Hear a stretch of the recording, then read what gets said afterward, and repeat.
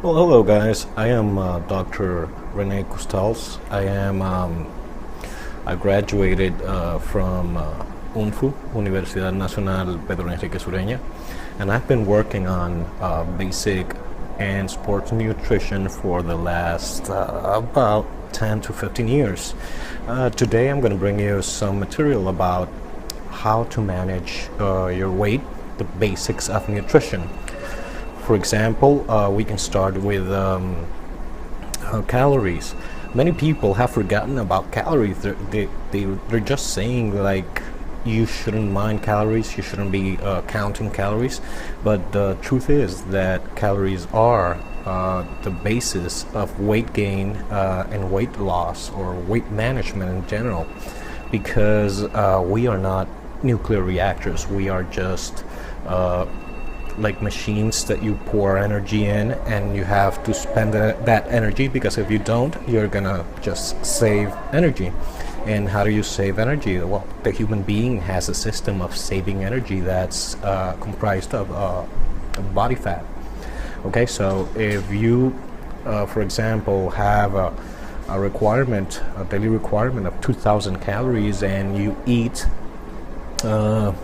let's say 100 calories over that, then you're going to be saving those 100 calories until the time you need them, and you're going to save them as body fat.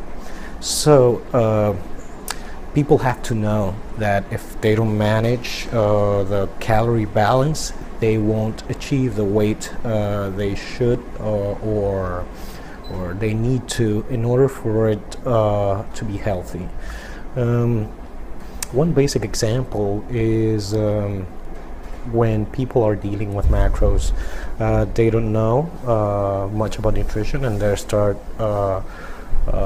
working out their macros, and they're saying like, okay, I should eat so many grams of protein, so many grams of carbs, and fat.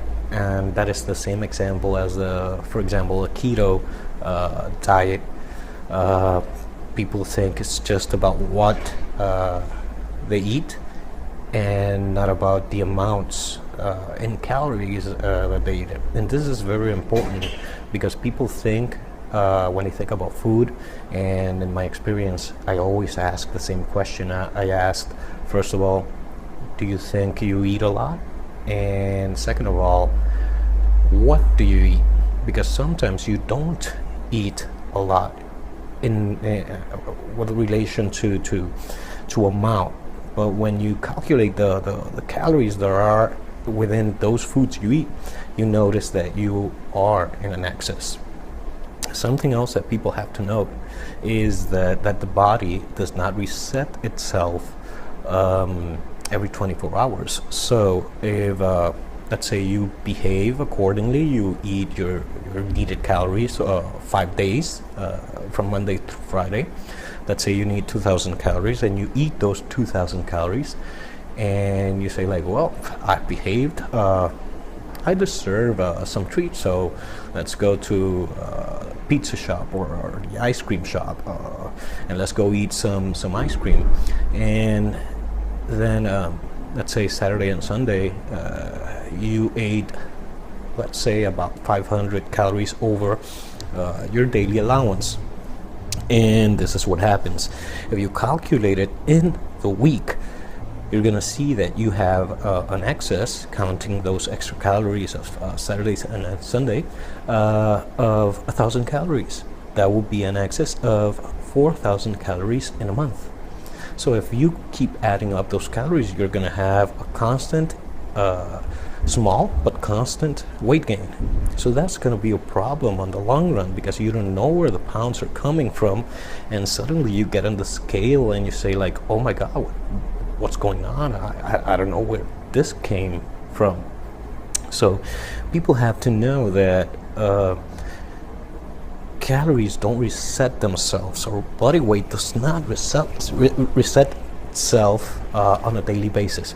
So you have to average your calorie intake throughout the weeks, throughout the months, because the body is a smart thing. A body would just tell you like, you go like, okay, I'm gonna go on a diet, I'm gonna eat 200 or 300 calories less, and suddenly you say, I deserve a cheat meal. And then you get so hungry on a sixth or seventh day that you overeat and you eat the calories that you were missing from the past few days. So you don't get the improvements you want. And that is the basic problem we get when we try and go on a diet and then we suddenly stale, or we just stop making gains or losing weight. So we have to put an eye on that. We have to know that we have to maintain our calorie goal throughout every day throughout the week. And if let's say I have an excess today, I should compensate for it tomorrow so I could have a balance. I used to have fun with my friends that let's say I would go out mountain biking, and I would tell them like, listen, I want a huge ice cream today, and I want some Nutella on that. And what we did is we just went mountain biking for hours, and let's say we set a calorie goal, like for example, let's burn 1,000 calories, 1,200 calories, and then we can go and eat. That way you are burning the calories first, and then you're gonna eat them. I mean, I don't condone unhealthy eating, but if you're gonna make an exception one day, a cheat meal, that is the best way to do it, because you're creating a vacuum, you're creating a deficit, and then you're filling that deficit. So it works on two levels. First of all, it won't be much of a harm in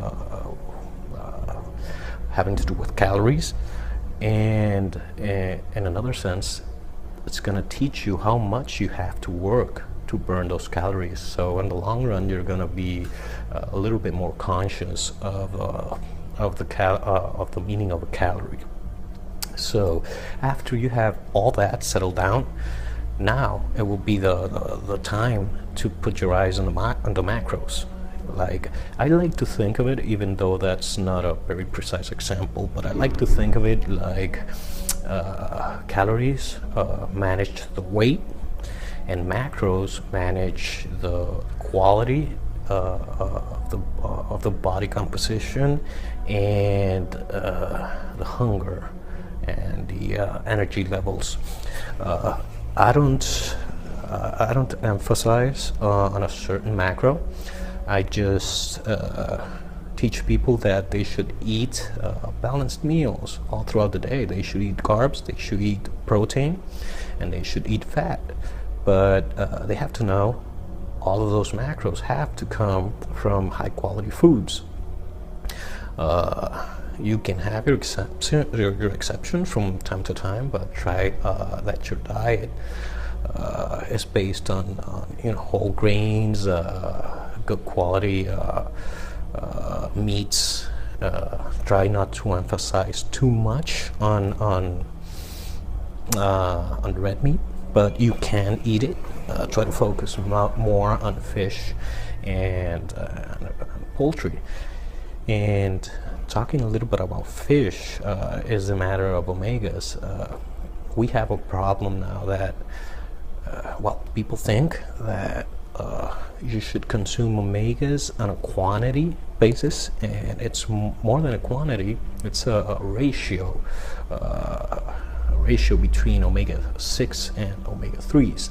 So the more omega-6 you eat, the more omega-3s you have to eat.